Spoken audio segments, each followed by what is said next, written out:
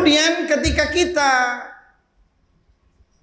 akan memakan makanan, akan minum minuman, maka juga diperintahkan oleh Rasulullah SAW untuk membaca Bismillah. Ketika engkau akan memulai untuk makan sesuatu, apa makanannya, berupa apa saja, ketika akan memulai untuk memakannya, menikmati makanan hidangan yang sedang akan dimakan, maka ucapkanlah Bismillah. Bagaimana Ustaz kalau Bismillahirrahmanirrahim? Boleh.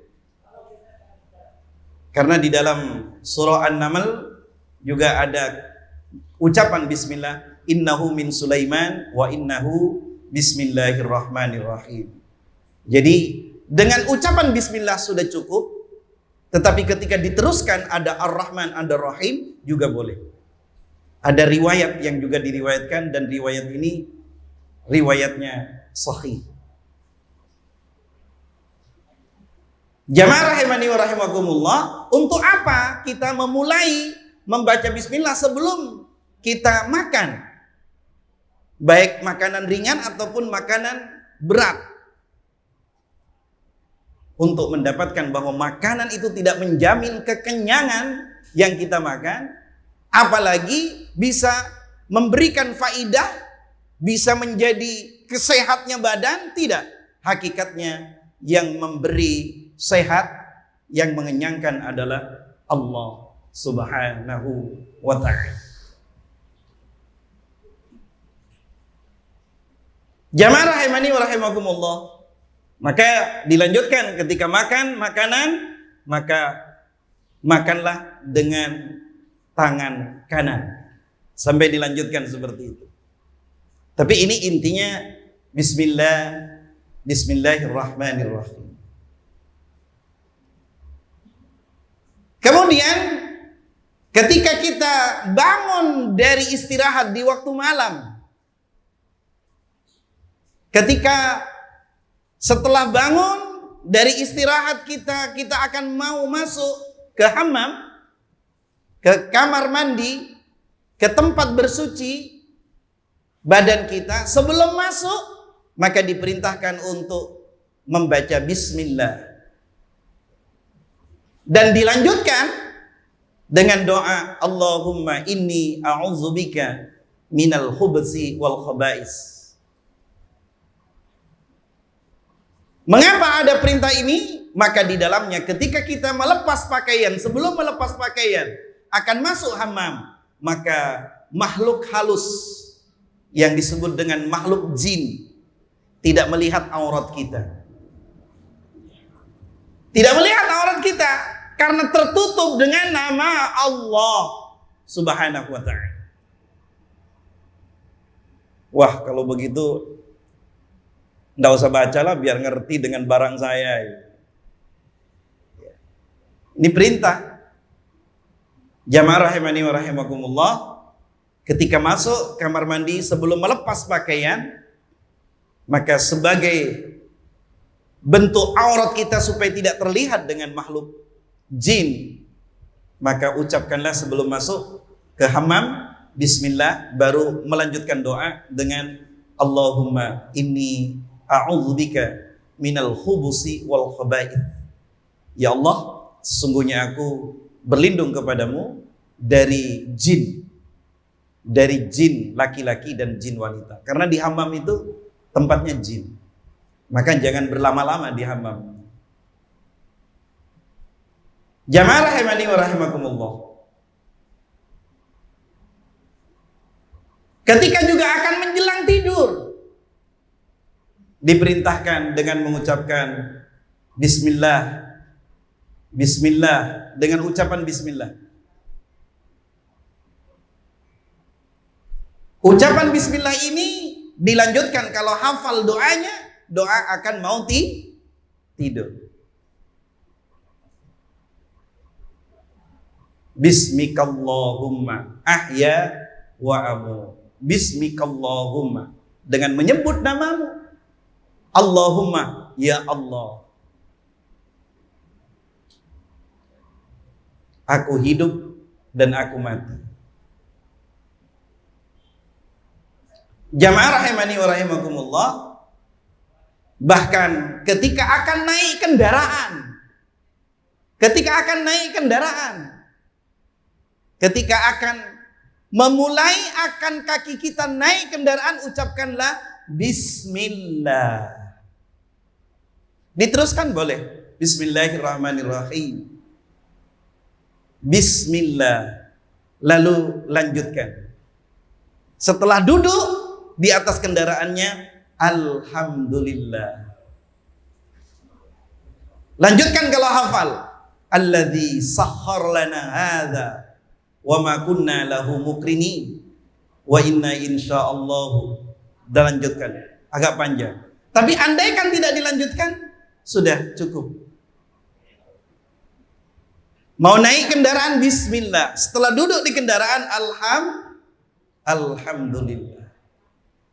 Apa tujuannya? Bisanya kita naik kendaraan, bisanya kita duduk. Siapa yang membuat kita bisa? Adalah Allah Subhanahu wa ta'ala. Jamaah rahimani wa rahimakumullah, itu diantaranya kalau akan membahas tentang ayat 1 dalam suratul Fatihah, Bismillahirrahmanirrahim, sangat panjang sekali. Namun tidak dalam pembahasan surah Al-Fatihah. Dulu pernah dibahas tentang suratul Fatihah. Sekarang hanya mengingatkan kembali, mengulang kembali bahwa begitu sangat pentingnya ucapan Bismillahirrahmanirrahim ketika kita akan beraktivitas. Dan ini syariat. Bila kita baca, itu mengandung pahala dan menunjukkan ketaatan kita kepada Allah dan kepada Rasulullah Sallallahu Alaihi Wasallam. Di antaranya takut lupa. Yang sudah berkeluarga, yang belum berkeluarga tidak boleh dipraktekkan. Ya. Ketika akan berhubungan badan dengan istrinya, ketika ingin melakukan hubungan badan, ini bagi yang sudah berkeluarga, jangan lupa baca Bismillah. Jangan lupa. Ketika engkau mendatangi keluarganya untuk menunaikan hajatnya, sebelum melakukan, ucapkanlah Bismillah. Mentang-mentang sudah 3 bulan tidak ketemu, karena sudah sangat kangen, lalu lupa. Ingat, untuk apa? Supaya tidak dicampuri dengan hubungan badan dengan syaitan, dengan jin. Ketika hafal doa berikutnya, setelah baca Bismillah, lanjutkan dalam sabda Rasulullah SAW, Allahumma jannibna syaitan wa jannibis syaitan ma razaqtana. Bismillah dulu, ucapkan Bismillah dulu. Bismillah, Allahumma jannibna syaitan wa jannibis syaitan ma razaqtana. Yang mengucapkan siapa? Adalah yaitu kita sebagai kaum lelaki, sebagai suami. Walaupun pada hakikatnya yang minta duluan istri kita. Ketika akan memulai kita, orang saya nggak minta kok, saya diajak misalkan. Ya tapi kita akan memulai pekerjaan itu pekerjaan yang mengandung pahala. Maka mulailah dari laki-laki yang membacanya. Jangan menang, kok nggak doa mas? Awakmu sing minta dhisik. Tetap laki-laki, jangan lupa. Kalau bisa ini hafalkan ini. Kalau ndak hafal, wah musibah ini. Hafalkan. Bismillah, Allahumma jannibna syaitan wa jannibis syaitan ma razaqtana. Allahumma ya Allah jannibna syaitan. Jauhilah dari kami, saya dan istri saya, dalam berhubungan ini dicampuri dengan syaitan. Ini diantara kesimpulan Luar biasa. Bismillahirrahmanirrahim. Bahkan di zaman Bani Israel, ya, di zaman Bani Israel ada seseorang yang tidak bisa dibunuh, mau dilempar dari atas gunung tidak bisa terlempar, mau ditenggelamkan di laut tidak bisa ditenggelamkan, bahkan mau dibakar tidak bisa dibakar. Akhirnya Al-Gojonya, rajanya Al-Para Al-Qojo itu bertanya, kenapa saya tidak bisa membunuh kamu? Ada syaratnya. Bisa membunuh saya dengan catatan harus disaksikan orang banyak. Ini penguasanya penguasa kafir yang memusuhi kepada Islam di masa itu. Yang ada seorang pemuda yang tidak taat dengan atas segala perintahnya. Kemudian benar dikumpulkan orang banyak dan tidak cukup itu. Ketika anak panahmu akan ditujukan untuk membunuh saya, ucapkanlah Bismillah Rabbul Ghulam. Suruh ucapkan. Sebelumnya dibunuh tidak bisa-bisa. Siapa yang membuat tidak bisa? Allah. Bisa kamu membunuh dengan ucapkan Bismillah. Dalam arti kita kalau membunuh orang jangan Bismillah dulu. Membunuh juga haram dan dosa besar. Artinya misalkan ada ular yang membahayakan, kita mau membunuh, kita mau memukulnya, Bismillah, sebutlah nama, termasuk ingin membunuh hewan yang akan kita konsumsi, ingin menyembelih namanya, ucapkanlah dengan ucapan Bismillah. Ketika tidak diucapkan Bismillah, kita motong sapi, motong kambing, ingin menyembelih ayam, maka haram untuk dimakan. Ucapkanlah Bismillah. Boleh Bismillah atau boleh diteruskan Bismillahirrahmanirrahim. Jamaah rahimani wa rahimakumullah. Kemudian kita lanjutkan di ayat yang pertama, qad aflahal mu'minun. Qad artinya sungguh. Aflahah beruntung. Keberuntungan ini sukses dan bahagia. Aflahah. Aflahah yang dimaksud di sini sama dengan hayya 'alal falah, katanya dari falahah. Hayya 'alal falah, ayo segera menuju kesuksesan dan keberuntungan. Maksudnya ini. Hayya 'alal falah. Itu falah. Kan ada juga sebutan hayya 'alas shalah. Hayya 'alas shalah. Ayo segera menunaikan shalah. Hayya 'alas shalah. Segera menunaikan salat. Diulangi panggilan itu oleh muadzin dengan 2 kali. Kemudian ditambah dengan panggilan hayya 'alal falah. Ayo segeralah kalian menuju kesuksesan dan kebahagiaan. Ini maksud dari sebagian para mufassir. Falah atau aflaha di sini yaitu beruntung dan bahagia. Sukses dan bahagia. Ada orang bahagia tapi belum sukses. Ada orang sukses tapi belum bahagia. Tapi kalau keduanya ini didapat, Masya Allah. Itu karunia dari Allah Subhanahu wa ta'ala. Sudah jadi raja, kaya, beriman, Masya Allah. Siapa di antara hamba Allah? Nabi Sulaiman.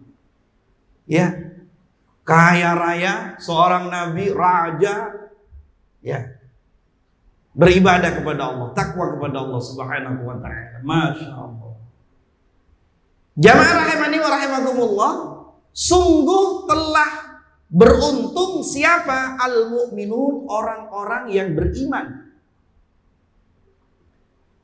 Jadi hidup kita ini tanpa dengan beriman kepada Allah, tanpa kita beriman kepada malaikat-malaikat Allah, tanpa kita beriman kepada kitab Allah, kitab-kitab Allah, tanpa beriman kepada nabi-nabi Allah, tanpa beriman kepada hari akhirat, tanpa beriman kepada ketentuan Allah yang disebut dengan takdir atau qada dan qadar, maka tidaklah kita akan menjadi hamba yang bahagia dan sukses.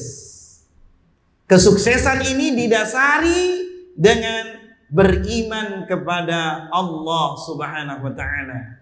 Tidak cukup dengan beriman kepada Allah, tentu ada kaitannya mal iman.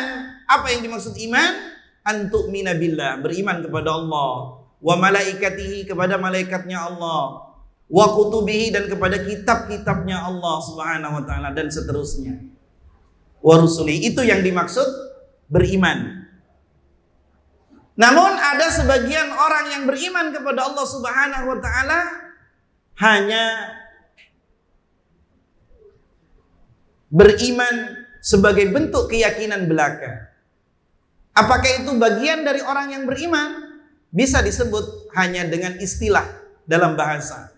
Tapi yang disebut beriman adalah meyakini hati dengan adanya Allah Subhanahu wa taala. Meyakini hati dengan adanya para malaikat-malaikat Allah Subhanahu wa taala. Meyakini dengan adanya kitab suci Al-Qur'an. Meyakini dengan para nabi. Nabi yang terakhir adalah Muhammad Rasulullah sallallahu alaihi wasallam, dan para nabi-nabi yang lain. Seperti yang dijelaskan para nabi, seperti Nabi Adam yang dijelaskan dalam kitab, salah satu kitab, hum Adamun Idrisun hum Huduma Saleh wa Ibrahimu kullu muttaba. Nabi Adam, Nabi Sis, Nabi Nuh, Nabi sampai yang diceritakan adalah ada 25 nabi. Sebenarnya nabi itu banyak sekali. Jamaah rahimani wa rahimakumullah. Maka oleh karenanya hati harus meyakini sepenuhnya, tidak ada sedikit pun keraguan dengan adanya Allah Subhanahu wa taala. Kemudian tidak cukup dengan hati tetapi diucapkan. Apa ucapannya? Pernyataan asyhadu an la ilaha illallah.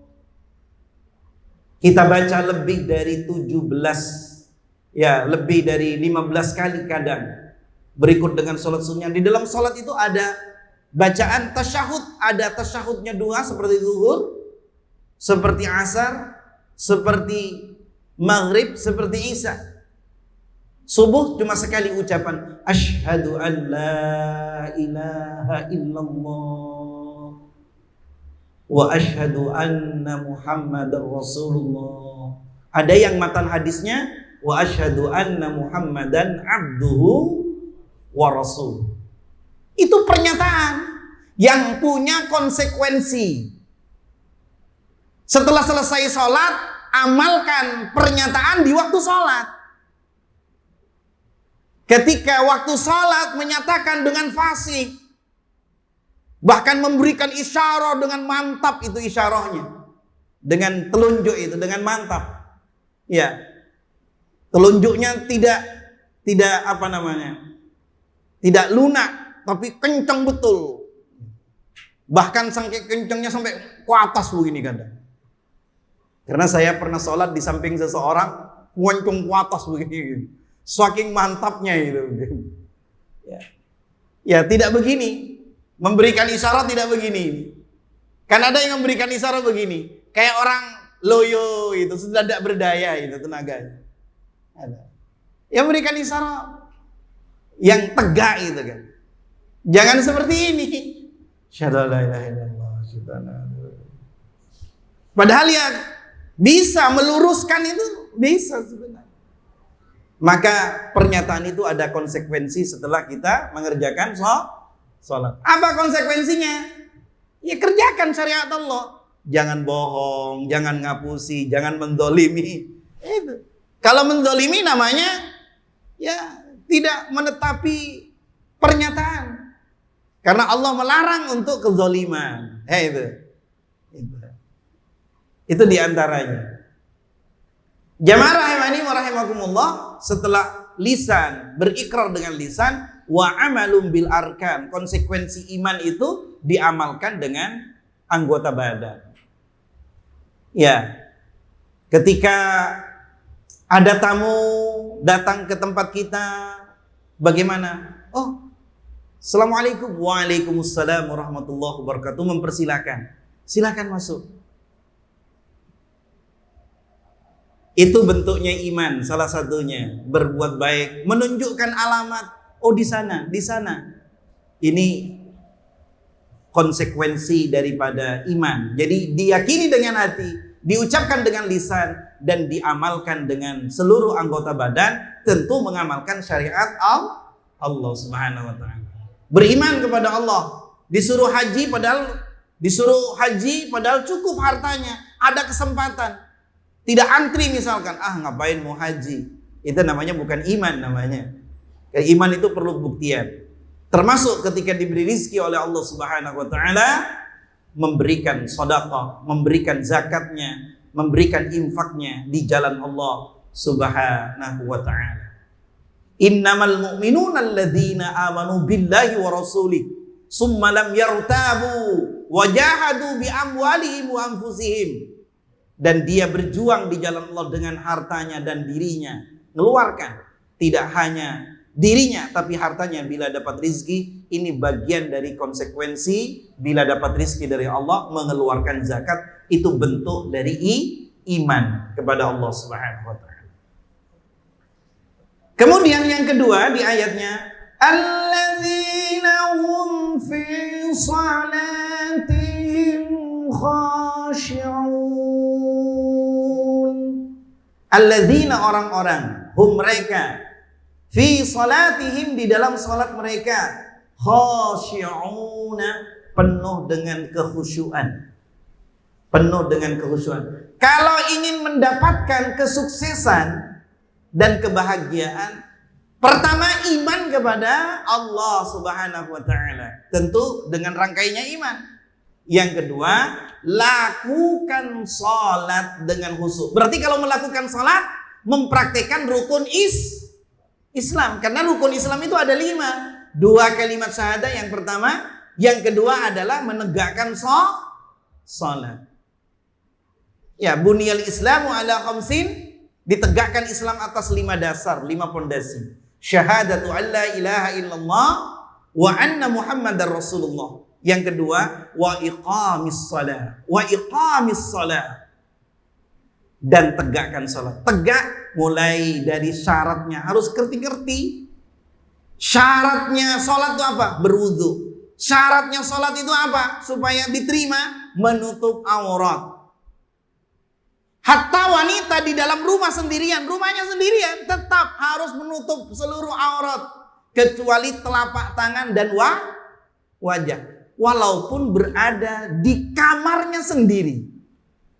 Karena itu syariat, bagian dari syariat. Nggak ada siapa di sini. Saya sholat pakai celana biasa. Ya memang seperti laki-laki, hanya tidak berkerudung, tetap tidak sah. Karena itu sudah menjadi syariat. Sudah menjadi syariat. Ya. Kalau perempuan melakukan salat tanpa memakai mukena, sebagaimana yang disyariatkan dalam Islam, maka salatnya tidak sah. Karena itu bagian dari syarat sahnya salat. Termasuk wudu. Bapak ini salat, punya wudu, seperti saya wudu dari rumah. Wudu dari rumah. Mau salat ke sini, batal di jalan, males mau wudu lagi. Allah tahu. Bapak tidak tahu saya punya wudu atau tidak. Tapi Allah tidak bisa dibohongi. Allah Maha mengetahui. Maka ketika batal, ya, misalkan buang angin, ada bunyinya atau tidak ada bunyinya, tetap keluar dari shaf, walaupun dia berada di shaf depan. Misalkan imam, harus keluar jadi imam. Harus ada yang menggantikan posisi di belakang imam itu. Maka kalau imamnya batal, keluar, dan yang di belakang imam itu harus menggantikan. Makanya yang jadi makmum siap-siap kalau pas di belakang imam. Siap-siap. Apalagi misalkan sholat subuh, bacaan imamnya surat Toha misalkan. Siap-siap melanjutkan bacaan imamnya. Kalau tidak hafal, ya tidak apa-apa. Yang hafal saja. Jamaah rahimani wa rahimakumullah. Tidak hanya mengerjakan sekedar sholat saja, tetapi syaratnya harus benar. Dan syaratnya sholat juga harus suci dari hadas kecil dan hadas besar. Itu secara lahiriah. Secara lahiriah. Berwudu ketika batal wudunya. Kemudian mandi besar ketika terjadi janabah. Itu secara lahiriah. Tapi secara hakiki, suci yang dimaksud tidak syirik kepada Allah Subhanahu wa taala. Hatinya. Kalau syirik kepada Allah, hatinya tidak diterima salatnya, tidak sah salatnya. Maka orang musyrik yang menyekutukan kepada Allah, salat itu tidak sah. Maka hati-hati. Ya. Jamaah rahimani wa rahimakumullah. Kemudian istiqbalul kiblah. Misalkan pergi ke Eropa misalkan. Berusaha sebelum berangkat cari petunjuk itu. Apa namanya? Kompas. Kalau dilupakan, nanya di sekitarnya. Walaupun misalkan di situ tidak ada masjid misalkan. Di negara yang kita tuju, nanya. Mana arah barat? Kalau memang posisinya berada di barat. Paling tidak mana arah Baitullah? Kalau jawab saya tidak tahu. Itu baru melakukan sholat. Di mana keyakinannya? Di mana keyakinannya? Kemudian pas sedang salat ada yang mengingat ada muslim, dibilangin salah, ya harus berputar. Misalkan Anda salat di sini misalkan semestinya menghadap ke arah barat, menghadap ke timur, diomongin salah, tidak mau berputar itu keliru. Karena syarat menghadap arah kiblat itu bagian dari syarat sahnya salat. Iya. Jamaah rahimani wa rahimakumullah. Maka itu harus dijaga. Kemudian juga salat yang harus dijaga selain daripada syarat-syarat yang disebutkan juga niat untuk mengerjakan salat zuhur, untuk mengerjakan salat asar bita'inihi. Jadi harus ditakyin,kan saya salat zuhur jadi makmum atau jadi imam karena Allah. Walaupun tidak melalui dengan ucapan lisan kita. Tidak melalui ucapan lisan kita. Dari kalangan ulama Syafi'iyah, maka membolehkan mengucapkan sebagai bentuk menguatkan, tetapi tidak menjadi aturan yang wajib. Untuk mengukuhkan, untuk menguatkan niat itu. Tetapi tidak dijadikan suatu aturan yang wajib, itu dari kalangan Syafi'iyah. Tapi yang utama kita tidak mengucapkan. Niat itu pekerjaan hati. Karena sholat ini ada pekerjaan hati, ada pekerjaan lisan, ada pekerjaan anggota badan. Ada 3 hal ibadah dalam sholat. Ya. Tapi kalau haji ada 4. Ada pekerjaan hati, ada pekerjaan lisan yang harus diucapkan. Ketika akan memulai umrah juga. Labbaik Allahumma umratan. Itu harus diucapkan. Dan harus datang ke sana badannya. Kalau tawaf harus berkeliling muter Ka'bah. Yang keempat, harus punya uang. Kalau sholat tidak punya, waduh saya lagi nggak punya uang, nggak sholat deh gua.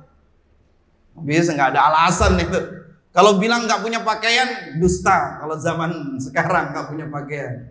Jadi kalau orang haji kalau mau haji tidak punya duit, sudah gugur kewajibannya. Tapi kalau punya uang, itu tetap diniatkan. Ya, adapun antri itu bertahun-tahun ya nggak mengapa. Saya alhamdulillah ya bisa menunaikan ibadah haji sebelum antri ini. Di sebelum antri, alhamdulillah hampir setiap tahun mengerjakan ibadah haji. Ya, kalau istilah orang Indonesia itu haji nasibnya baik gitu. Tidak punya duit tapi bisa haji. Ada yang ngajak soalnya setiap tahun setiap tahun bisa. Setiap tahun bisa. Jamaah rahimani wa rahimakumullah. Maka itulah kemudian khusyuk ini rangkaian perbuatan tentang caranya sholat ya dikerjakan dengan benar, bacaannya sholat dibaca dengan benar, ya gerakannya sholat digerakkan dengan benar, jangan asal-asalan, kemudian juga dihayati. Namanya ditadabburi, diresapi.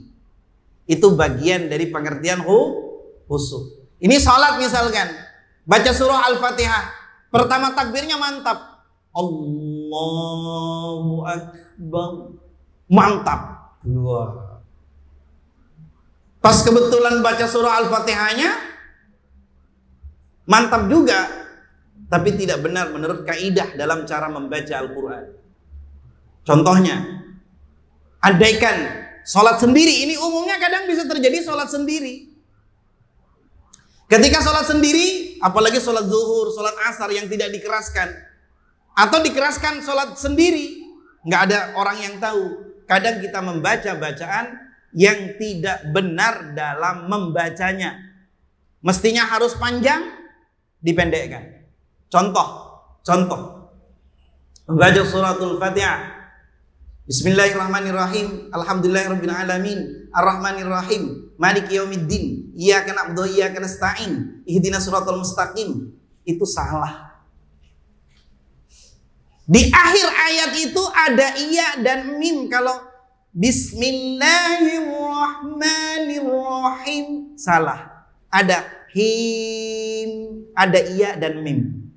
Bila dalam kaidah membaca ada iya mati berada setelah kasroh, kemudian mimnya karena waqaf tiba-tiba dimatikan, itu harus dibaca panjang. Jenis panjangnya ada 3. Ada 2 harokat, ada 4 harokat, ada 6 harokat. Maka dalam hukum bacaan itu disebut mad arid lis sukun namanya. Ketika baca Bismillahirrahmanirrahim, Alhamdulillahirabbil alamin, itu meniadakan iyanya, memunculkan nonnya saja. Iyanya alamin, min, iyanya dibuang. Mestinya itu walaupun tidak panjang. Sebagaimana dalam kaidah asyiba sampai 5 harokat misalkan, atau 2,5 alif, tidak sampai Alhamdulillahi Rabbil Alamin. Tidak seperti itu, tapi ada panjangnya. Alhamdulillahi Rabbil Alamin. Itu sudah cukup. Tapi Alhamdulillahirabbil alamin, Ar-Rahmanir-Rahim, Maliki yaumiddin, itu salah bacaannya. Maka para ulama, diantaranya ulama terdahulu Syekh Ibnul Qayyim rahimahumullah, bahwa sholat itu ada 5. Ada orang mengerjakan sholat tapi disiksa. Dia sholat itu tapi disiksa dengan dia mengerjakan sholat. Jenengan insya Allah dalilnya sudah faham semua. Dalam surah Al-Ma'un itu fawailul lil musallin. Maka celaka itu ancaman azab lil musallin, bagi orang yang mengerjakan sholat. Penyebabnya di ayat berikutnya, penyebabnya alladzina hum an sholatihim sahun, lalai, tidak menjaga bacaannya. Alhamdulillahirabbil alamin, Ar-Rahmanir-Rahim, Maliki yaumiddin, Iyyaka na'budu wa iyyaka nasta'in, Ihdinas siratal mustaqim. Tidak menjaga. Di antaranya tidak membaca dengan tar, padahal membaca Al-Qur'an itu warattilil Qur'ana tartila. Membaca Quran itu walaupun tidak berlagu. Bismillahirrahmanirrahim. Alhamdulillahi Rabbil Alamin. Ar-Rahmanirrahim. Maliki yaumiddin. Allah itu tahu. Maka dalam sholat itu ada setelah bangun dari ruku, Sami Allahu liman hamidah. Sami Allah, maha mendengar Allah. Liman, terhadap orang. Hamidahu, yang memuji kepadanya. Berarti kalau pujian kita nggak karuan, Allah juga tahu, Allah juga dengar. Masa kita ngadep calon mertua saja, wih bahasanya baik sekali. Ya sopan. Kedatangan saya melanjutkan waktu ta'aruf yang 2 bulan yang lalu. Bang, kedatangan saya ini melanjutkan. Wah, ada begitu. Ini menghadap Allah Subhanahu wa ta'ala. Coba antum kepada pimpinannya ngomong dengan cepat itu, tidak ada komanya gitu. Kalau saya pimpinan mungkin saya tarik telinganya itu. Lagi mabuk ya. Ini kepada Allah Subhanahu wa ta'ala. Mestinya berucap itu dengan ucapan yang benar, yang penuh. Ini terutama suratul Fatihah, Maka ya sekali waktu perlu disuruh baca surah Al-Fatihah. Jamaah rahimani wa rahimakumullah. Ini bagian dari khusyuk. Bagaimana kalau dia mau khusyuk, mau tenang hatinya? Allahu Akbar. Doa iftitah sudah.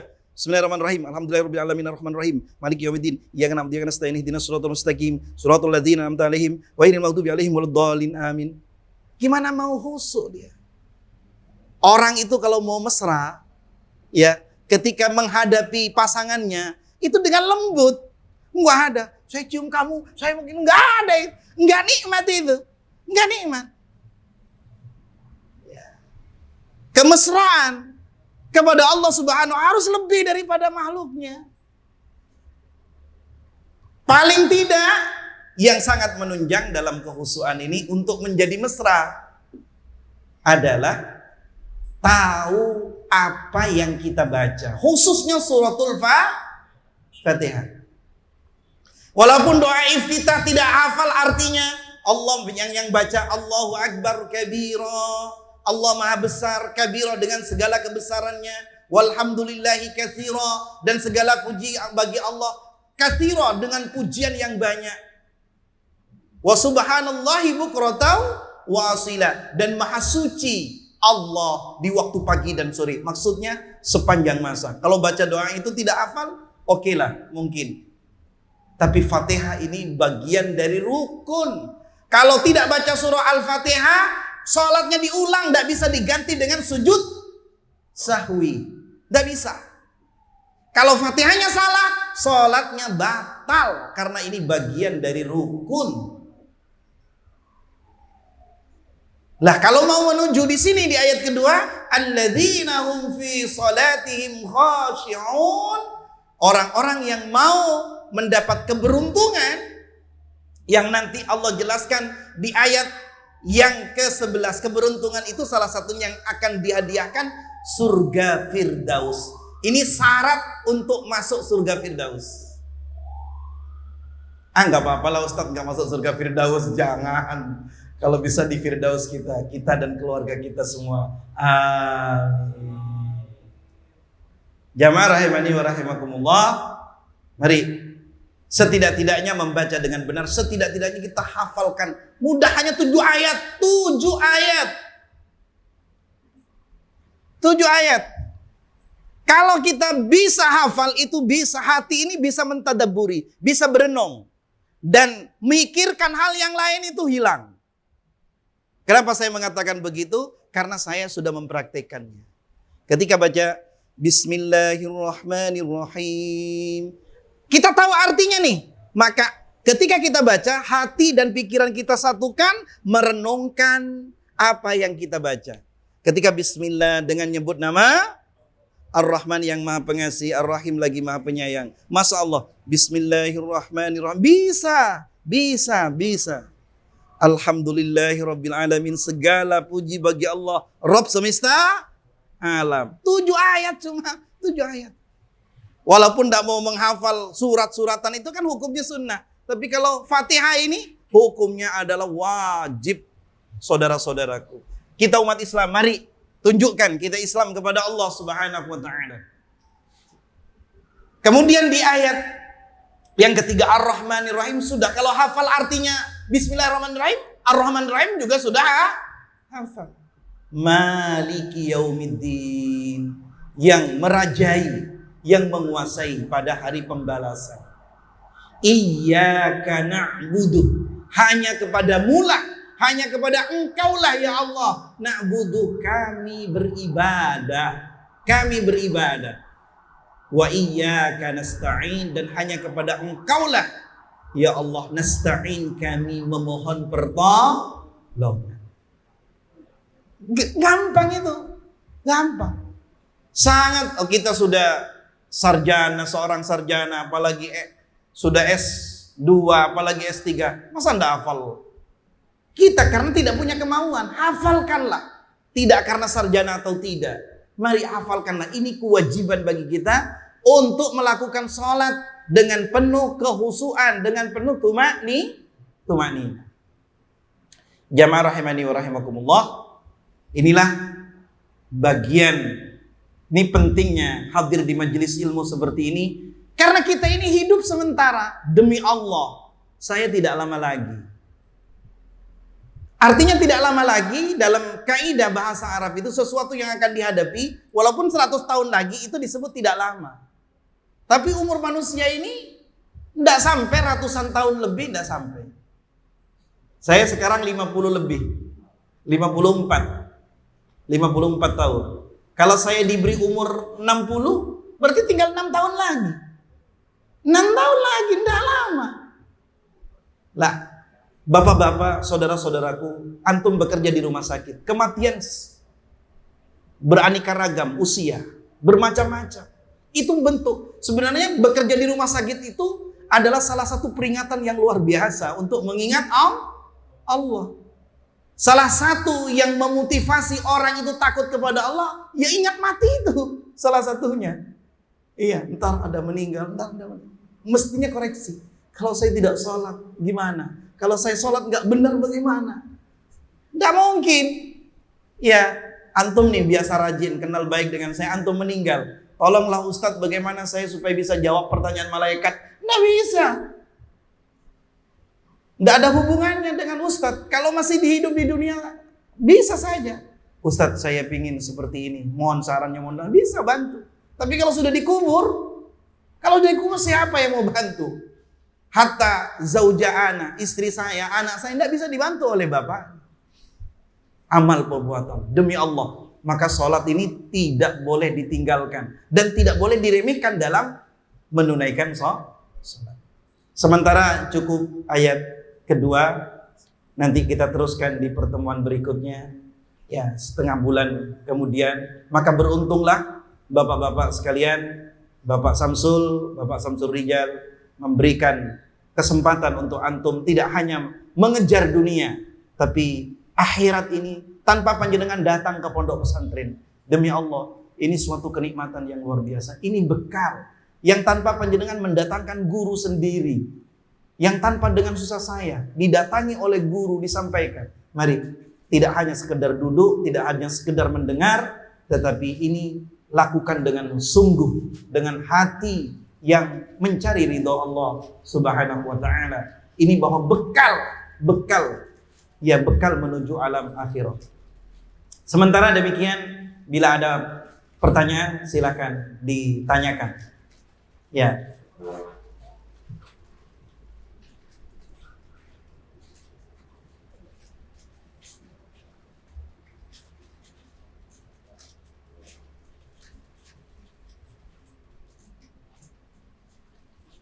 Silakan kalau ada pertanyaan.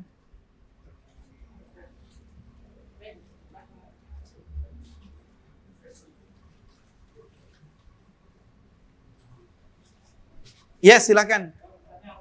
Ya, enaknya pakai ini biar dengar. Maju. Enggak apa-apa, biar bergerak.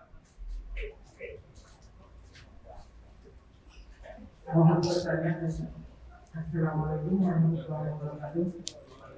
Mohon bertanya tentang Takribul Karim dalam sholat. Di beberapa daerah, khususnya di tempat saya, ini biasa kalau orangnya sudah tua membaca kalimat alamin menjadi ngalamin, dan perubahan tersebut sudah mereka lakukan sejak dulu kala karena pembawaan usia. Ini mohon untuk kami sebagai yang muda, tentu kami tidak berani untuk menentunya. Apa yang harus kita lakukan, dan kemudian itu Takribul Karim dalam bacaan Quran Ar-Rahmanir-Rahim tentunya ada hak dan ya kata lainnya. Kemudian kalau kita temukan dalam bacaan kita menjalankan sholat Ar-Rahmanir-Rahim Maliki Yaumiddin, apa hukumnya? Terima kasih. Assalamualaikum warahmatullahi wabarakatuh. Waalaikumsalam warahmatullahi wabarakatuh.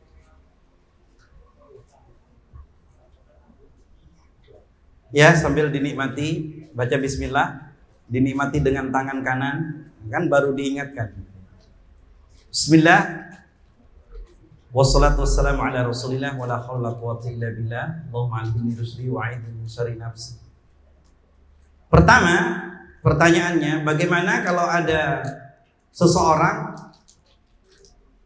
yang biasa mengimami karena usia lanjut dan terbiasa mengimami dalam menyebutkan di ayat yang kedua dalam suratul Fatihah, alamin dibaca ngalamin, begitu. Ya. Pertama, merujuk kepada firman Allah Subhanahu wa taala dalam surah yang ke-73 di ayat 4. Warattilil Qur'ana tartila. Warattilil Qur'ana tartila. Itu dalam surah yang ke-73 di ayat 4. Namanya surahnya Al-Muzammil. Ini perintah Allah Subhanahu wa taala, membaca Al-Qur'an itu wajib dengan tartil. Tartil itu maksudnya membacanya dengan benar makhrajnya. Makhraj itu tempat keluarnya huruf. Benar sifatnya. Karena ada sifatnya ada yang berdesis, ada yang tidak. Sekarang secara singkat ini perintah Allah wajib, perintah Rasul sallallahu alaihi wasallam juga demikian. Bagaimana bagi seseorang kalau menjadi imam sudah menjadi kebiasaan dari leluhurnya seperti itu? Bagaimana?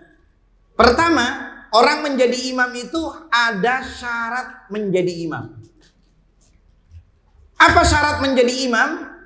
Yang layak menjadi imam, misalkan di masjid di sini, yang layak menjadi imam, pertama adalah tentu orang yang beriman kepada Allah Subhanahu wa taala, itu jelas. Ya. Kemudian yang kedua, dia paham tentang fikih salat, tentang yang berkaitan dengan hukum-hukum salat. Kemudian yang tidak kalah pentingnya, aqra'uhum li kitabillah. Lebih fasih, lebih bagus, lebih benarnya dalam membaca kitab Allah. Bagaimana solusinya Ustaz? Solusinya ya diingatkan oleh yang muda. Karena jadi imam itu tidak harus yang nggak ada, harus yang tua nggak ada. Yang tua itu syaratnya belakangan syaratnya. Bila dia bacaannya bagus, sama-sama bagus, yang muda juga bagus, yang tua juga bagus. Cuma yang tua ini kalah suaranya saja, tapi hukum-hukum bacaannya sama. Cuma suaranya saja, kemerduan suaranya beda. Tapi ahli fikih, ngerti tentang bab salat, maka yang diutamakan itu yang tua. Tapi kalau ini tetap ngalamin, alhamdulillahirabbil ngalamin, ngalamin terus, bisa dirubah kok. Orang Jawa, saya banyak teman orang Jawa. Orang Jawa yang menyantren di pesantren saya sebelum saya keluar dari Pulau Madura itu. Orang Jawa banyak ke Madura. Nyatanya benar nyebut ain itu. Ain itu bagian dari huruf halki. Bagian dari huruf halki. Tempatnya ain itu di tengah tenggorokan ini. Huruf halki itu ada 6. Ya, ain ini salah satunya ada di a. alamin, bukan bukan bisa dilatih. Bagaimana solusinya? Ya diingatkan oleh yang muda. Cara mengingatkan jangan ditegur salah. Datangi ke rumahnya. Kalau perlu bawain anggur. Kalau belum berubah, ya kasih hadiah amplop tapi ada isinya. Ini ada sedekah, saya dapat rizki gitu kan. Ya, disedekahin cuma 20.000, kurang banyak, belum berubah itu. Ya. Ini contoh saja. Jadi kita dengan cara yang lembut, dengan cara yang baik untuk mengingatkan. Mbah ini salah, ngalamin itu ndak tartil, wong ngamuk. Ya. Maka caranya seperti itu. Kalau sudah caranya diingatkan tidak mau, ya sudah. Namanya sudah tidak mau. Ya, tinggal kita tidak setuju dalam hati kita. Tidak setuju dalam hati kita. Wallahu a'lam bishawab. Kecuali mbahnya jenengan itu kayak tadi. Kalau mbahnya jenengan tidak mau diingati, bawain anggur. Habis bawain anggur masih belum mandi, belum bisa nerima, ya jatahnya ditambahi, jatah amplopnya ditambahi. Habis itu ya wis awakmu sing ngimami saiki. Ya. Maka jenengan kalau ngimami jangan ikut ngalamin juga. Maka jadi imam itu sebelum jadi imam belajar dulu. Alamin, bukan ngalamin. Ain dibaca dibaca alamin salah. Ain bukan hamzah. Wallahu a'lam bishawab. Itu yang pertama. Yang kedua, bagaimana kalau bacaan suratul Fatihah digabung antara ayat 2 misalkan Bismillahirrahmanirrahim, berhenti waqaf dulu. Kemudian ayat kedua dan ketiga digabung. Alhamdulillahi rabbil alamin arrahmanirrahim. Misalkan digabung. Atau ayat kedua digabung dengan ayat ketiga. Ar-Rahmanir-Rahim Maliki Yaumiddin. Ya. Seperti itu maksudnya. Pertanyaan yang kedua, bagaimana hukumnya? Boleh, tidak menyalahi arti.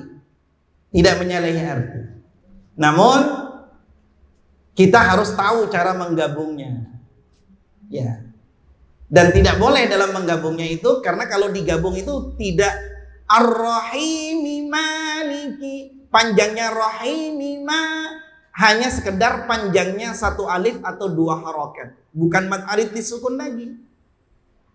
Ya, nanti Ar-Rahmanir-Rahim